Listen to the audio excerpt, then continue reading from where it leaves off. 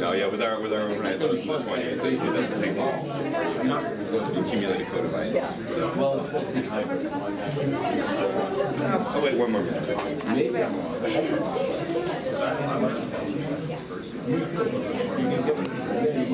I still haven't quite gotten the hang of these. I'm going to go like, just spill everything off after my... Oh, these things? Yeah. Completely enigmatic. I have no idea how they work. I can't, yeah, it's like... It makes tops on the eastern side. It does. And I blame Pete. You blame who? I thought I said Pete. These were mine. That was Chelsea's. I blame Chelsea. I knew it wasn't you. We're ready whenever, Tristan. Okay. We've got a couple more tropical people coming, so I will hold off. Okay. I'm telling Myra what it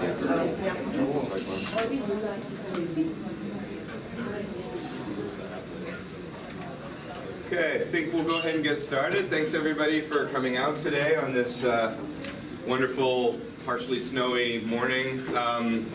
Now afternoon, which is still nice and cold. I wanted to, it's my pleasure to introduce Anita Rapp, who I will say braved the weather today to come out here and talk to us.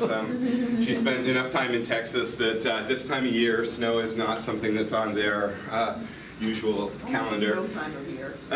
Almost no time of year, but especially not this time of year. But I met Anita, it must have been at least 2 decades ago now, Colorado State University. We've been working together on and off ever since then. At the time, if I remember right, Anita was studying the relationship between clouds and precipitation in the tropics. I'm actually looking at some of the issues with the Lindzen-Iris hypothesis. I think I remember We'll hear about this again today. Okay, yeah, first paper there. And then since then, she's actually worked on a variety of problems related to linking radiation and precipitation using a variety of different satellite data sets. And has really, I think, started to gravitate toward trying to understand the ITCZ and what governs the variability in the ITCZ. So that's the topic of her presentation today. But I also wanted to point out that in another shift, and she talked about this with my graduate students, just kind of talk, it's interesting how our careers always evolve. Anita's gotten a lot more involved in field projects of late, and I guess that's how you sort of started your career in atmospheric science, was doing field work in the middle of the Pacific. But she's back to doing field work now, and so I wanted to point out she's involved in 2 really interesting field projects. One, a DOE project called TRACER, which is looking at cloud and aerosol and convection interactions in Texas. And the other is a NASA Earth Venture suborbital project called DCOTS, which is looking at water vapor transport into the stratosphere by convection. So topics that I think are of interest to a lot of people in the room. But I think the topic today is mainly focused on the organization of convection and the shrinking tropical ascent area in the ITCZ. So Anita, go ahead. Okay, now I think I turned myself completely off. All right. Can you hear me in the back? Is this thing working? It's not working, but we can hear you. Okay, I can project more. I think it's working now. It's working. Just scroll a little. Yeah, it just came on. All right. Okay, so yeah, thank you for that introduction, Tristan. So I have been working on various aspects of this for quite some time, since my very first paper as a master's student. And even further back from that, I started working on the tropical rainfall measuring mission in a field campaign in 1999. So I spent a couple months out in Micronesia. So this has been sort of a career's worth of work here. Huh? Was it Quadjex? It was Quadjex. Okay. Yeah. Yeah. I spent 2 months out there launching weather balloons. Had an awesome time. And so I'm enjoying doing field work again, you know, but it's not sort of what I've been doing for like the last 20 years, which is sort of disturbing when Tristan mentioned that we've known each other for that long. I don't like to think about that. But I did want to say thank you for the invitation, and thanks to Julia for inviting me and organizing this. So today I'm going to be focusing on some work that has been funded by kind of a variety of different NASA missions, so GPM and TRIM, CloudSat and Calypso, and then the NASA Energy and Water Cycle Study Project, which is something that I have a grant with Tristan on. And a lot of this is from my former PhD student, Kyle Wadzicki, his work, but contributions as well from another former PhD student, Kevin Smalley, master's student, Lou Sun, and even, I probably won't have any time to show it here today, but I even had an undergrad get a GRL paper related to this, a first author paper. So she contributed to this topic as well. So you can sort of see here in this background image of my title slide, the idea of kind of what I'm going to be talking about, looking at the relationship between sort of this broad zone here where, it's characterized by high clouds and heavy precipitation, but there's lots of individual systems within this sort of broader belt of convection and rain. So I'm going to be looking at the relationship between these large-scale variations in the intertropical convergence zone and the distribution of convection within it. And so, just a quick, ATMO 101 slide to sort of motivate what I'm going to be focusing on. So I'm really focused on, this region here where, you have your equatorial low, you have the convergence of your trade winds, convergence of energy and moisture in that region, and it's characterized by, large-scale ascent. The ascending branch of the Hadley cell is in this region, and then of course it's surrounded by your dry subsiding zones of the overturning circulation. And you see these regions, and I admit this is from a model and I used it because it's in a later slide, so it's probably got an overly active double ITCZ here, but it'll give you the sense that these regions of the deep tropics here are characterized by strong vertical ascent, strong vertical motion, and then these surrounding zones, the subsiding branch of your Hadley cell, where you have large-scale subsidence, which are relatively clear or covered by sort of shallow cloud regimes. And so there's been quite a bit of focus on understanding the variability of the Hadley cell in the context of climate change, this expansion of the dry zones associated with the Hadley cell. There was a lot of work on that. And in the last, I don't know, 10 to 15 years, and probably even before that, but really, a series of papers really started looking at, what's going on in the deep tropics as, the climate, it warms, either in the current climate or, future projections. And so you see this large-scale zone of ascent manifest itself in, the precipitation fields. So this is just an example of, satellite GPM I-merge precipitation, where you see that, large-scale zone of ascent that is associated with the regions where you have the heaviest precipitation, sort of in the deep tropics. So here's your ITCZ, oh, sorry, jumped a little there, your warm pool region, and then you've got your SPCZ in here. And then you can see that, in the subsiding branches of the Hadley cell, much lower precipitation because you don't get a lot of sort of deep convection that you get in the deep tropics. Those are characterized by, shallow cumulus or marine stratocumulus in regions like this. In fact, last time I was talking here was in 2014, and I was here talking about drizzling marine stratocumulus. So I'm kind of covering both ends of the precipitating cloud spectrum here, but not snow. I haven't done snow yet, so. All right, so not only do you see this in the precipitation fields, but in regions where you get heavy precipitation, you're going to get a lot of deep convection producing high clouds, right? So these zones, if you looked at a tropical map of high cloud frequency, this region would be characterized by lots of high clouds, and that manifests itself in for example, if you look at the top of atmosphere. Outgoing long-wave radiation. So that's what I'm showing here. You see this zone, in the deep tropics here. Is there a pointer? Is that easier? Yeah.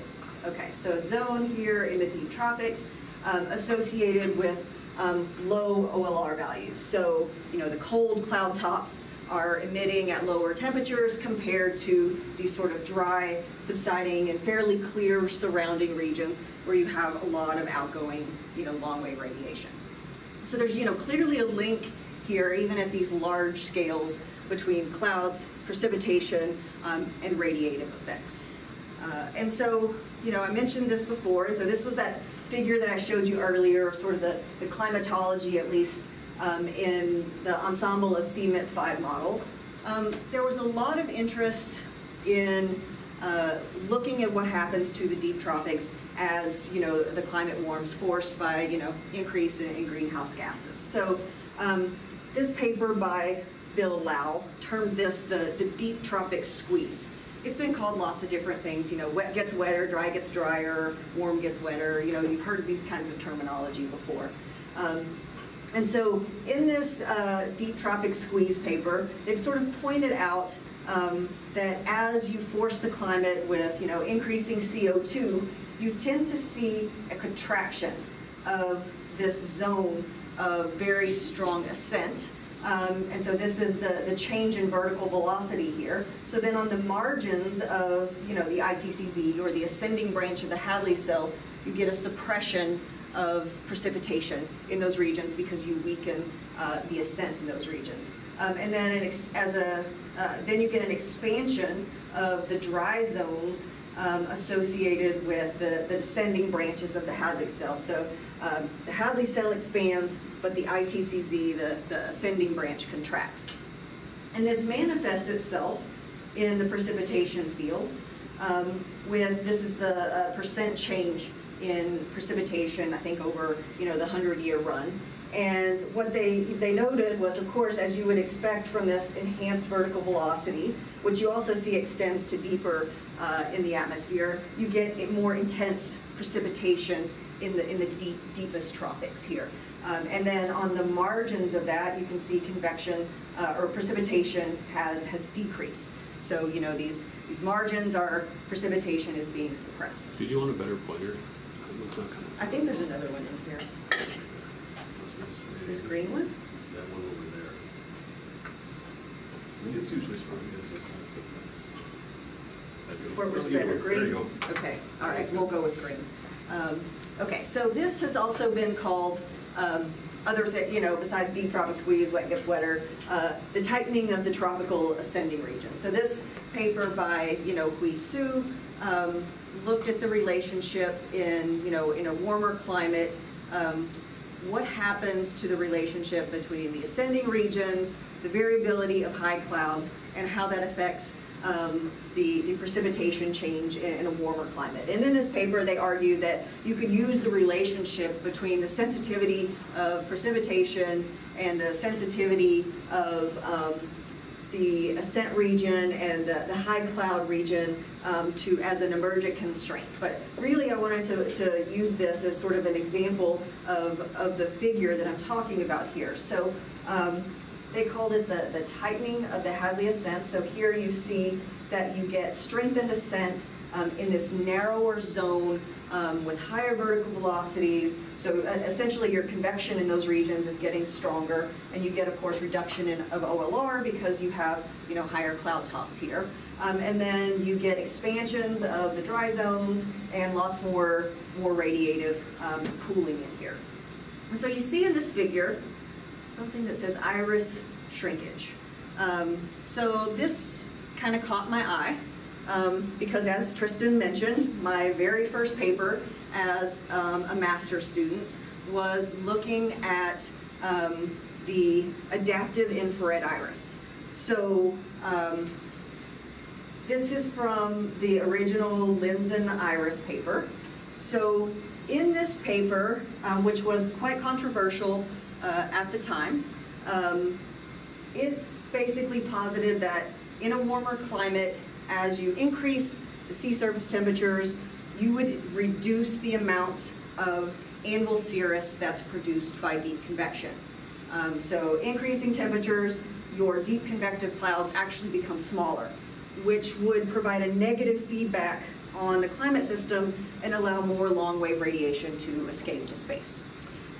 So the iris hypothesis was jumped on by a lot of people for a variety of reasons. Some of it had to do with the methodology of the study. Others had to do with the fact that, a climate skeptic is saying that there's going to be a negative feedback on warming and that clouds are going to, vary in a way that's going to not make it an issue. As a first-year master's student, I wasn't about to wade into that pool. I didn't want to argue with Linzen over whether or not this is a positive or negative feedback in the climate system.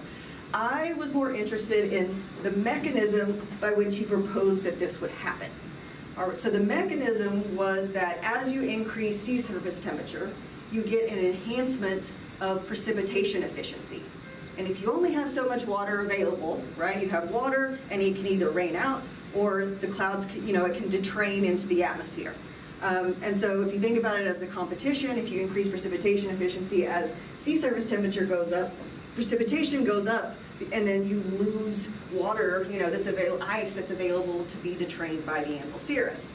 And so I wanted to look at the mechanism that he proposed here to see whether we could even see evidence of this in the climate system. And I go back and I read this paper, and everybody probably goes back and reads their first paper and like cringes, because it's like I could have done, so much better, but I was a master's student, okay? So, the figures aren't great, and I did the best I could. So, I'm willing to bring this back up again. So, what I did was I figured, okay, we have observations from TRIM of clouds because we had a visible infrared imager that we could use to define the cloudy area.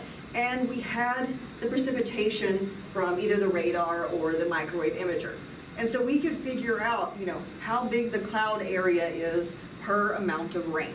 And that's essentially what I did. I developed a cloud object database where I used the same IR temperature threshold to define, a cloudy region. And I went through and looked for, contiguous cloudy areas that meet a threshold. And, we'll call this cloud number 1. And then I matched the precipitation radar data to that, and I looked for convective cores. So regions where you had at least 10 millimeter an hour of precipitation is what I called a convective core. So you can see, in this little schematic here, I've got images that, have some multi-core systems, and then other ones it's just like a single core and anvil. And so I decided, to be a fair experiment, and I needed to only look at like the single core systems because I wanted to know how much anvil per core I'm getting. And so, that's what I did, and so I only looked at all the single core systems, and already I can see holes in my line of reasoning at the time, but I wanted to make it like the truest experiment I could and not bring other things into it. So a single core, single anvil. And when you regress, so this is sea surface temperature here, and this is the ratio of the size of the cloud to the amount of rain. I mean, I put a line through it because that's what you do, but I mean, it's flat. Like there's nothing there. So, I didn't really see any evidence of this iris effect, this increase or decrease in the size of the clouds per rain. The slope is, basically non-existent. It's a flat line. So, that's kind of where I left that. And in fact, what I did see was if I started looking at warm clouds, you actually saw an iris-like effect, and it made sense because it turns out the argument that they used in the paper they cited was a warm rain paper. And the rain that's coming out of deep convection is not driven by warm rain processes. So, that's actually what got me on sort of the warm rain and, studying shallow cumulus and stratocumulus clouds was actually this particular study here. So now I've come back around full circle and looking at this again, but sort of in a different way. So this paper came out a couple of years ago. It's actually been more than a couple now, so back to 2015. Sorry, those last couple of years like didn't exist, right? I mean, like, so it's only been a couple of years since this paper came out. So missing iris effect. So we brought the iris back a few years ago, and if you're Bjorn Stevens, you can do stuff like that. And so what they did was they noticed in their model, the ECA model, when they plotted, so this is the net radiation as a function of, temperature anomaly here. So the observations you see are this sort of tan envelope there. And their model looked like this to start with. So then they changed their conversion rate from cloud to rain, and made it, you know, it's a temperature-dependent quantity, and then they added this iris effect in there. And so here is their, you know, ratcheting up of the iris effect. And you see when they made their cloud to rain conversion much stronger, their lines started shifting closer and closer to the observations. So, you know, their interpretation of this was that, you know, there's clearly some missing effect, an iris-like effect in the model that was driving these, you know, causes of muted hydrologic sensitivity and then the high climate sensitivity in models. But again, you know, I'm less interested in, you know, what's causing the muted hydrologic change and the high climate sensitivity, and more interested in the mechanism that they proposed for this. So they changed the mechanism, and what they suggested was that if convection tends to aggregate more in a warmer climate, and this aggregated convection has a higher precipitation efficiency, then you could get something that, you know, looks like this iris effect here. And so their mechanism was more about aggregation of convection leading to this higher precipitation efficiency. So this really, you know, got me thinking about this a little bit more. And in this paper right here on cloud circulation and climate sensitivity by Sandrine Boney and some co-authors, they laid out kind of 4 big questions that you know, people should be focusing on to make progress in sort of doing better at, you know, getting our climate sensitivity estimates right. And one of the things that they posited in there was understanding the role of convective aggregation on the large-scale changes in the ITCZ that you see in, you know, these climate sensitivity, these climate simulations where the ITCZ is shrinking and the dry regions are expanding. So really kind of understanding the relationship between sort of the broad scale variations in the ITCZ and what's happening to the convection within it. And so this is kind of what brought me sort of into what I'm going to be talking about here today, is trying to sort of understand the relationship between these two things. Not necessarily trying to see whether, you know, the new Morrison and Stevens iris, you know, this dynamical or aggregation iris, if that's, you know, legitimate. So, you know, as part of this, I'm an observationalist, I'm not a modeler, and so I wanted to see if, one, do we even observe in the current climate this contraction of the ascending branch of the Hadley cell, this contraction of the ITCZ? And then, you know, if we do, what happens to the distribution of convection within it as you undergo this expansion and contraction? And so, you know, what you need to do first is figure out, okay, how is the ITCZ changing? And so where is it and how wide is it? And so how do you do that?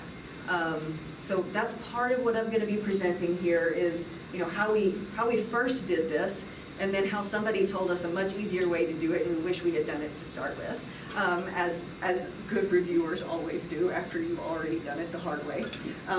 So the first piece of this is trying to figure out, okay, where's the center of the ITCZ, and how wide is the envelope of precipitation around the ITCZ? And we're doing this on a monthly mean scale. And then within the ITCZ, you know, if you just kind of blow up a region, you see that there's lots of different convective systems embedded within that. So, you know, as you look at what's happening to this sort of broader envelope of the ITCZ, how does this distribution within this region change? So that's what I'm going to be talking about here today. So the research questions that I'm going to be focusing on to start with are, you know, what's the width of the ITCZ and precipitation intensity variations in our current climate? Do we see, you know, even over our 40-something year record, this narrowing and intensification of the ITCZ?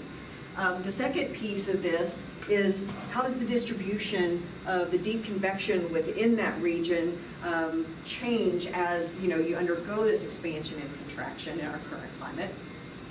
And then this last piece This is more of hypothetical at this point, and so, you know, when I get there to the end, if it's all garbage, you can boo me at that point, but, so, you know, this is just some things that I'm working on. It's actually part of what I'm here working on.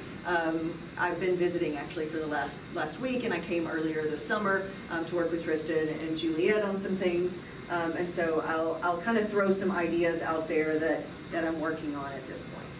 All right, so we'll start with, you know, trying to figure out what's the width and intensity of the ITCZ in the current climate. All right, so if you just look at a map of precipitation climatology, so this is that top one, you see, you know, again, these broad zones of precipitation associated with the ITCZ kind of popping out here. And if you just look at a trend map, so this is like the 40-year trend in percent per decade, you can kind of pick out, you know, with your eye, this intensification of precipitation in the ITCZ, and you can pick out, you know, this this decrease in precipitation on the margins of the ITCZ. So you can sort of already just pick this out by looking at a trend map, but we wanted to quantify this and see if, you know, how wide is the ITCZ and how many, you know, kilometers or degrees or whatever you want to say in width have we changed over time.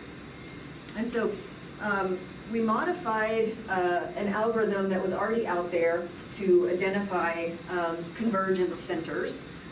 So, you know, we're looking for the intertropical convergence zone, right? So this seems like a pretty good place to start. And it uses a series of, you know, dynamic and thermodynamic variables from reanalysis, and I'll go through how this works in a second. We modified what they did to work on monthly mean data, and then applied it to try to automate the identification of the ITCZ to figure out where it is.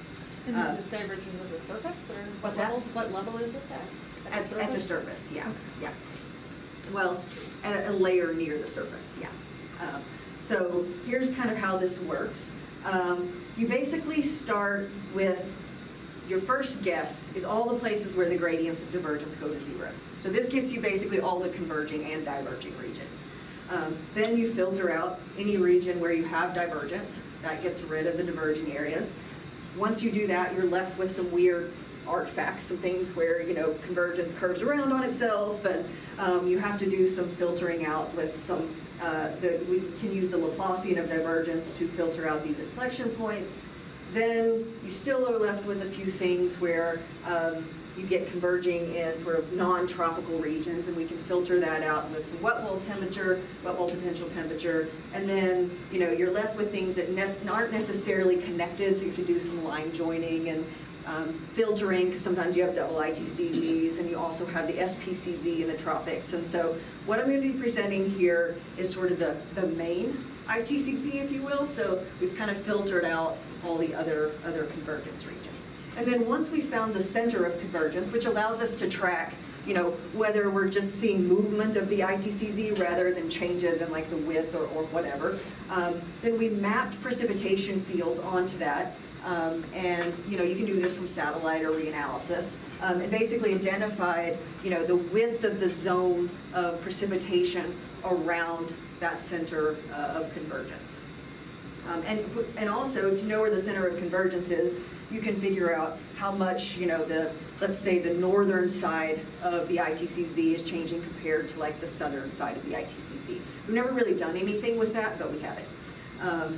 Okay, so here's an example. So this is the low-level divergence field, and the lines are the places where the gradient of divergence goes to zero. So, you know, you see both convergence and regions of maxima and the convergence and the divergence here. And so we use this to filter out all the diverging regions. And now we're left with a whole bunch of regions that are just convergence. So this is mapping the Laplacian of divergence and overlaying the regions, you know, that we got out of our previous filter. So you can see you get these weird kind of things that you have to try to get rid of if you want to find your ITCZ. And you can see that it already kind of does a pretty good job of picking it out. You just have to do some extra filtering. All right, so then once we do that, we're left with something that looks like this. So here you've got your sort of broad regions of convergence. For the ITCZ, this is probably, this is a nice case. Whether this is ITCZ or sort of warm pool, hard to say. And then your SPCZ here, and then you've got these kind of remnants down here that we use our wet bulb potential temperature to get rid of, because that's not really the tropical stuff that we're trying to get. And then we map the precipitation onto that, do some line joining, and filter out things kind of west of this region, because yes, I said this one looks okay, but there's other times where this is just a big giant blob of convection, and you just really can't do an automated identification there. And so you've got the center of convergence, and then here is sort of the width of the zone of precipitation around it. And so for every longitude in here, we have a location of the center and then the width of the ITCZ. And we started with just doing this for the Pacific. So just kind of blowing that up here. This is kind of what a single month would look like. But we can kind of sum this all up and figure out, okay, the average width of the ITCZ in this month is X. So I'm not going to spend too much time looking on the distribution. I'll just kind of skip to the punchline. But we have this climatology that we built of the ITCZ. We know where the center, what the distribution of the center location looks like, and then this is the boundary of the northern branch of the ITCZ, and this is the southern side of the ITCZ. And so this here is the width in kilometers. This was just in degrees, and then the sort of rain rate distribution associated with the just along the center of convergence. You can see where you have heavier precipitation in the center of the ITCZ compared to sort of averaged over the entire width. So we took the GPCP, longer record, 40 plus years of rainfall data, and then did an analysis of, okay, how has the ITCZ width, location, all of that been changing over time? All right, so here's kind of the main takeaway from that first question here. We started with just the Pacific. People also requested, well, they wanted it everywhere, and I'll explain why it's not easy to do this everywhere all the time. But we did do it for the ocean basins where the ITCZ is more well-defined, and it's kind of much easier to do an automated method like this. So Pacific here, Atlantic here, but the top is, so here's time on the x-axis. The top panels are the width of the ITCZ, width anomaly in kilometers, and then the precipitation anomaly in millimeters per day. And you can see the trends for each of these are over here on the right. And so the main thing that you see here is that in both ocean basins, over the last, the 40-year record that we have, of satellite observations, we see this decreasing width of the ITCZ, which we would expect, if you looked at that trend map, you could see it, but here, we've quantified it. And then how precipitation intensity has been increasing as we've contracted the ITCZ. This, is very reminiscent of what things look like in, CO2-forced warming simulations. And you can see that, we're, for the most part, in the Pacific, the sign of the trend, is kind of within sort of the error bars here. But, it's not perfect. It might be positive. So, the error bars are pretty large on this. But in general, it looks like we've got this contraction of the ITCZ associated with intensification of precipitation within it. And this is over the entire ITCZ. I should say that if you just look at the convergence center, the trend is even stronger. So the center of the ITCZ has intensified more than sort of the broader zone of the ITCZ. I didn't show location here because there was very little movement, and it hasn't drastically moved north or south in the past 40 years, and you wouldn't necessarily expect it to. Now, as I mentioned before, this is difficult to do. I filtered out things like in the warm pool. If you ever looked at reanalysis closely, over, going from land to ocean, you get interesting things happen, especially when you look at like fields like divergence and convergence. You tend to get, convergence along the coast, just frictional convergence, things like that. And so it makes it very hard to automate something like this over land. And so, we tried it and we have run it for it if anybody ever wants to look at it and use it, but we didn't trust it very much. And so as we were doing this and submitting papers, people were suggesting, well, if you want to look at, the variations of the ITCZ and sort of the width of the ascending branch of the overturning circulation, you're missing a lot by just looking at these two ocean basins, right? You're missing all the stuff over land, you're missing the Indian Ocean, you're also, missing the warm pool, the SPCZ. All of those things contribute, to the ascending branch of the Hadley cell. And so they suggested, we really need a different metric to do this. So as part of the next thing, we're going to switch to something that we wish we had thought of in the beginning.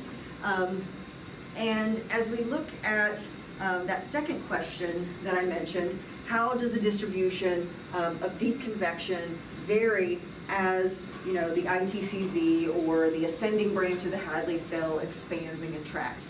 Really trying to understand the relationship from how the things that happen at the system level scale up to sort of these basin scale or global scale changes that we might see. So really trying to understand how this sort of projects onto the broader width of the intertropical convergence zone.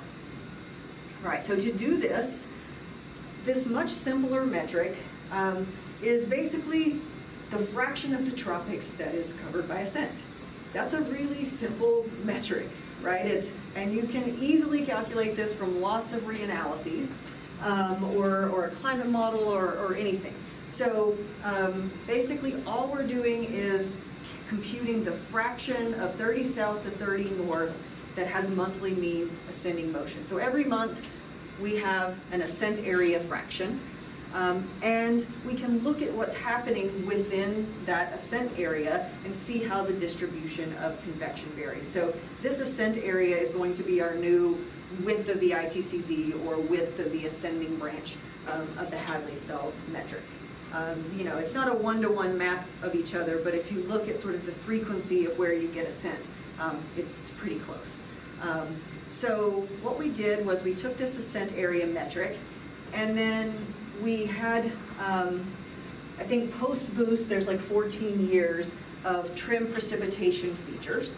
And we used the trim precipitation feature database from Chantao Lu's group to map all of those features onto the ascent regions and look at their characteristics. So the rain rate, the fraction that is convective versus stratiform rain, the area of the storms, how large they are, and then how much rain, the total rain the storms are producing.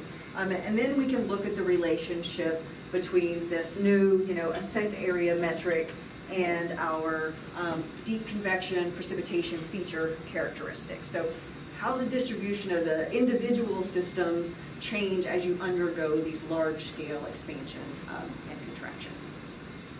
All right, so I may show a few figures like this, so I want to explain it. So on the x-axis here, you have your ascent area fraction. So as you go from right to left, you're shrinking your ITCZ, or your ascending branch, right, of the Hadley cell. So here's a wider ascent area versus a narrower ascent area. And then you have the different, characteristics of the storms that are happening within that ascent area. And so this is monthly mean data, and so this is, I think, 14 years of trim precipitation features mapped onto these ascent areas. And the biggest changes that we saw when we did this are in the strongest storms, so on the tails of the precipitation feature distribution. So what I'm plotting here is the 95th percentile of precipitation feature characteristics regressed against this ascent area metric. So what you see is that as the ITCZ contracts as you're going from right to left, you can see both convective and the stratiform rain rates go up. So these systems tend to be stronger when the ITCZ is narrower, or when the ascent area is smaller. You see the storm areas go way up, so you get a 30–40% increase in the sizes of the storms on the tail of distribution. So the big storms get even bigger when the ITCZ contracts. And they're producing sort of a greater fraction of stratiform area, right? So this is all pointing towards more organized, larger systems that are happening as you contract your ITCZ or shrink your ascent area. The other thing that you notice in here, and I'm going to come back to this probably at the very end, is the column water vapor is the color. And so what you notice is there's kind of a striation where you have the blues on the right in your wider ITCZs, or your wider ascent areas, and your reds, where you have a more moist atmosphere, are in the reds in the contracted ascent area. So, this makes some sense, right? If you think about, the power law increase that you generally see in precipitation as you increase column water vapor, right? You're increasing water vapor, which is supporting, maybe it's a chicken and egg thing here, but you've got higher column water vapor, which tends to support these larger, more organized systems with heavier precipitation. And if you map this, so what I'm doing here is I'm mapping the sort of spatial correlation with ascent area, with minus ascent area. So in other words, in places where it's red and you have a strong positive correlation, means that it intensifies when it shrinks. That's what the colors represent. And so you can see it's not everywhere. Not all regions respond the same. You can see that at sort of the ITCZ, you get deeper storms, higher rain rates, larger stratiform areas, and bigger storms. But over land, for example, you don't see that. You see actually things go down in those regions and storm becomes less intense. Now why that is, I have no idea. And we haven't spent a lot of time. There's probably a lot of things that could be done with this. But it does appear that you get opposite signals in some areas. So it's not like as the ITCZ shrinks, everywhere the deep convection occurs within the ITCZ, it's getting stronger. It's definitely regionally dependent, but we haven't quite teased out why that is yet. All right, so the other thing I mentioned, so when I'm working with TRIM, I have a shorter term record. So I wanted to know, okay, is this consistent with longer precipitation data sets such that, we feel confident that what we're seeing in this shorter, 14-year record looks like longer term things. So this is ascent area fraction and rain rate within the ascending regions for, 3 different data sets. So the TRIM rain rate, the shorter record, the GPCP, the 40-year record, and then also ERA interim. Now there's clearly a bias from one data set to the other in terms of the precipitation rate, but they all have very similar slopes. They all show this enhancement of precipitation, gridded average precipitation in these regions.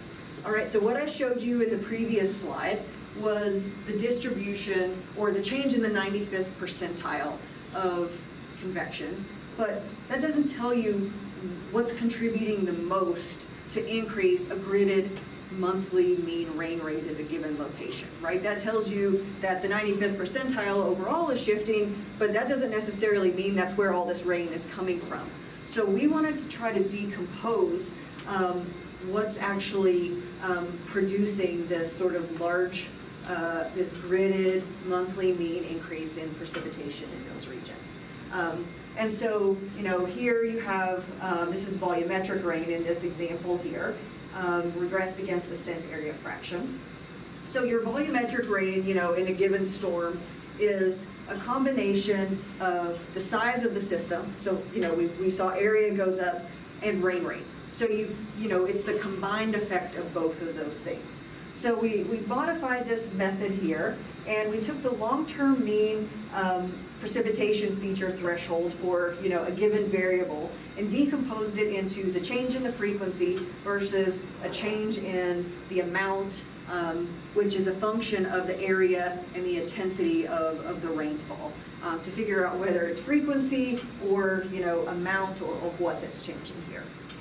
So on the bottom figure, and this is from a paper that just came out a couple of months ago, you have, these are different volumetric rain percentiles, area, and rain rate. So we did the 95th, the 99th, and the 99.7, so basically the strongest storms. And then the green in all of those represents the frequency change, so the percent per ascent area change that we see in frequency versus the amount here for volumetric rain, the change in the area, right? So volumetric rain is area plus rain rate, or area times rain rate, and broke it down into the different components.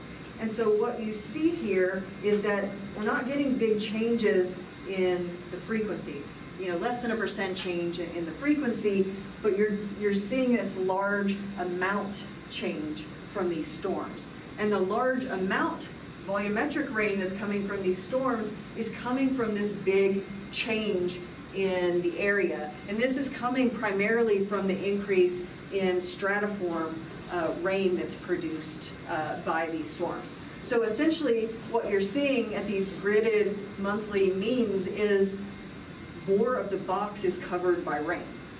So a lot of it's very little to do with that they're really raining harder. It's that these storms are covering a greater fraction of a grid box in GPCP, whatever 1 or 2 degree data.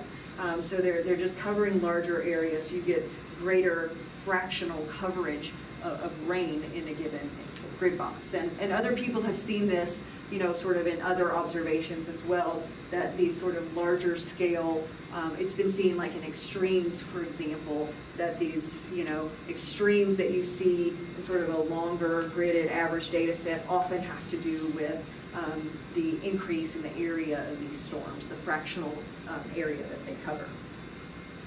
All right, so this brings us to the second, answering the second question. So how's our distribution of deep convection vary within this larger envelope of variations of the tropical ascent region? And so we see that as the ITCZ or the ascending regions contract, you get a shift towards these larger, more organized systems. They have larger stratiform areas, and that's really driving these precipitation increases.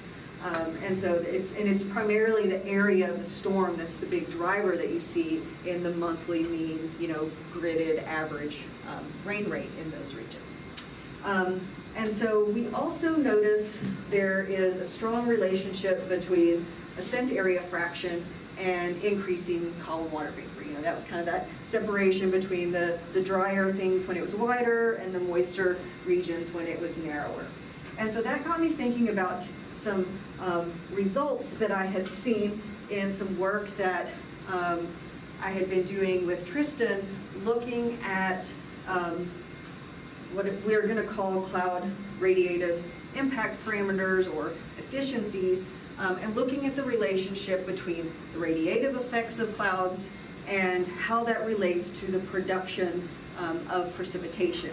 And so, the hypothesis that I sort of came up with here is that, okay, let's assume the tropics is in radiative convective equilibrium. We can break that down here in a second.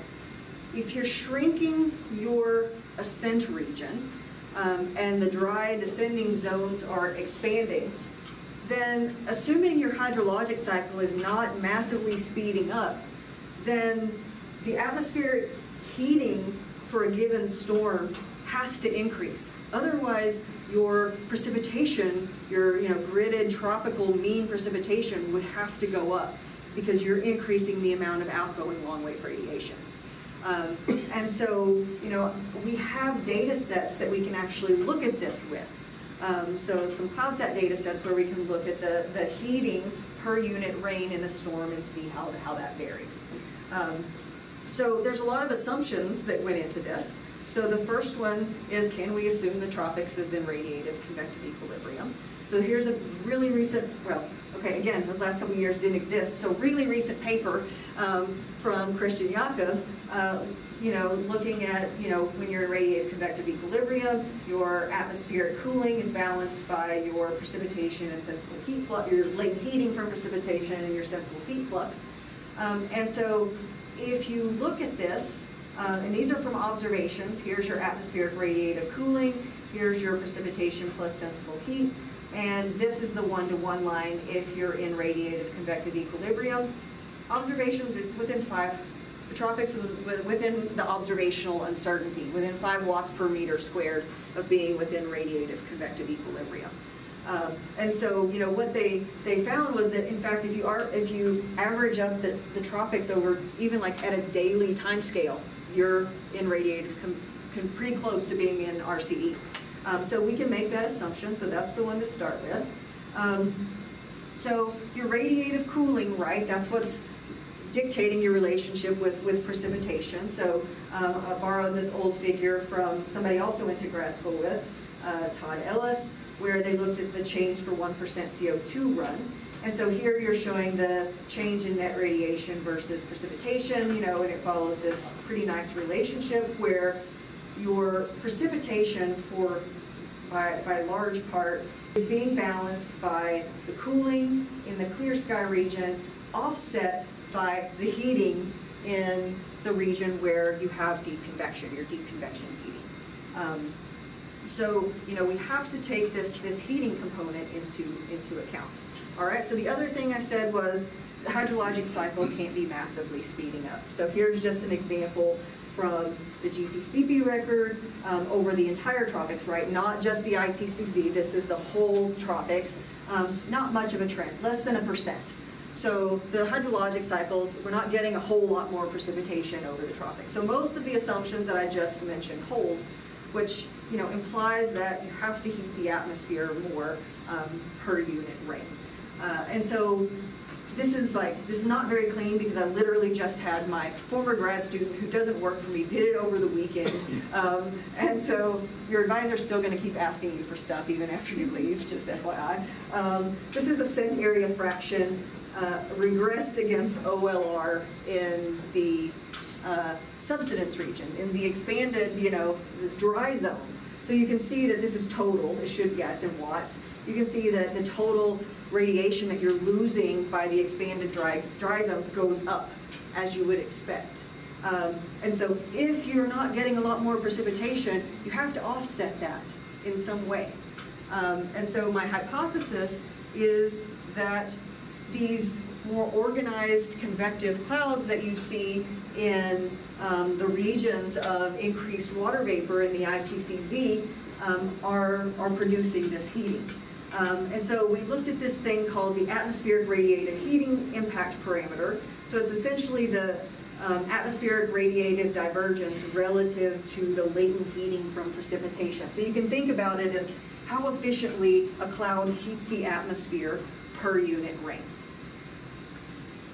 So we used a CloudSat Calypso deep convection cloud object database that we had sort of a short record for and tried to look at this. I'm hoping to use a much longer version of this from Julia if she kindly shares it with me. But so this is some preliminary stuff. So this was some work by a former grad student, Lou Sun. And I kind of want to just focus on here. What you see is that the heating efficiency, how efficiently a cloud heats per unit rain, ratchets up as you increase, column water vapor and sea surface temperature. So you see this over here, you switch from cooling to stronger heating as you go to regions of higher column water vapor. So this implies that when you're in a high column water vapor region, you increase the efficiency with which that cloud system can heat the atmosphere. And given what time it is, I'll probably skip these last few things that sort of explain why I think that is. But what we do see is that, as you move from a lower to sort of higher column water vapor regimes, this is the length scales of the cloud. The clouds get larger. kind of consistent with what we saw when the ITCZ shrunk and became more moist. And you see a shift in the relative frequency distribution towards these much larger clouds, which tend to heat the atmosphere much more efficiently because they're producing more thin amble. That's kind of the stuff that I just skipped here. So we see this shift towards these larger systems that have more non-precipitating amble when you move to these higher column water vapor regimes. And these clouds heat the atmosphere more per unit precipitation. So when you put that sort of all together with, the fact that we see that column water vapor is increasing in the ascent regions as they narrow, it implies, that our deeper cloud, deep convective radiative heating impact per cloud is increasing. And so what I'm hoping to do is actually map, these cloud objects from CloudSat where we actually have, the radiation and the precipitation together, and look at how this RH, this radiative heating impact parameter, varies as the ITCZ or the ascending branch of the Hadley cell expands and contracts. So that's kind of the piece that's, conjecture at this point, but, all the pieces, it seems to physically make sense. So, the main summary is that, the ITCZ we see similar to what you see in climate models, this contraction and intensification of precipitation in those regions. The distribution of convection within it shifts towards these larger, more organized systems that produce large stratiform regions that is what is driving sort of our large-scale gridded precipitation increase.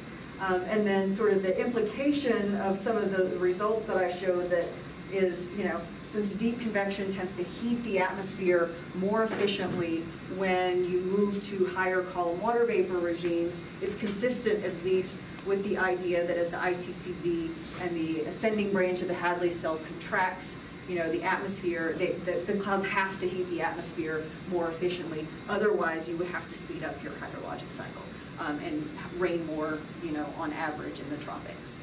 So I will leave it there for questions.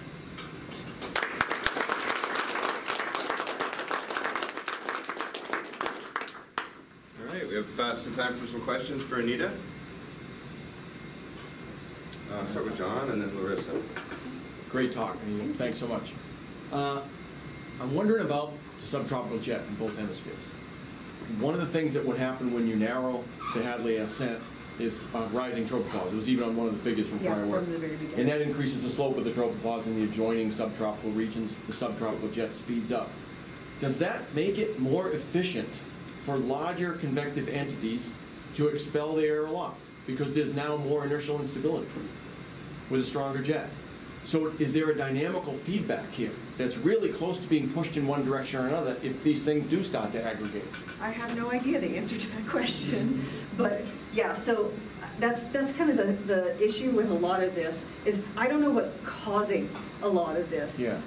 And there's a lot of pieces in here that still need to be looked at. And so I don't have a feeling one way or another whether that's actually the case. But yeah. It's not unreasonable to think that that's a possibility. Yeah. Okay. Thanks.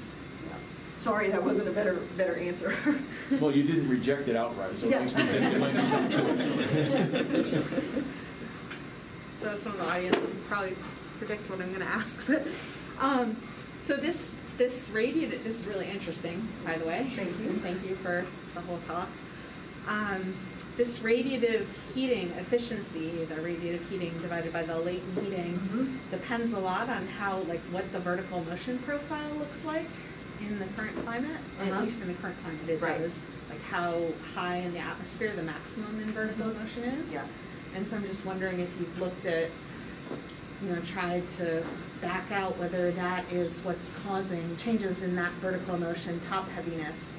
Yeah, no, we have Or not. what When we looked at, for example, like this as a function of different environmental parameters, we just sort of used mid-tropospheric vertical velocity. So, omega, relationship with omega 500, for example. But we didn't look at different levels to see, you know, if we can see variations in the whether how large the heating efficiency is, you know, depending on where you have your sort of vertical maximum in velocity. So we didn't break it down to that level of detail yet. Yeah. Yeah, I can definitely say that I haven't looked at column water vapor, but as sea surface temperature increases, the top heaviness tends to increase. Yeah. Okay. Yeah, that makes sense. Well, and so you would assume that it follows that column water vapor would look like that probably as well. Probably, yeah. Yeah, and so like we see this in radiative heating, like the SST against this radiative heating looks fairly similar to this. It's a little more, you know, kind of Hauer law and less linear, but you know, it looks quite similar. So I wonder if you could frame the question that way in terms of like what's causing these increases in top heaviness. Yeah. And I have, some ideas for how you might be able to approach that. Yeah, great. Yeah, awesome.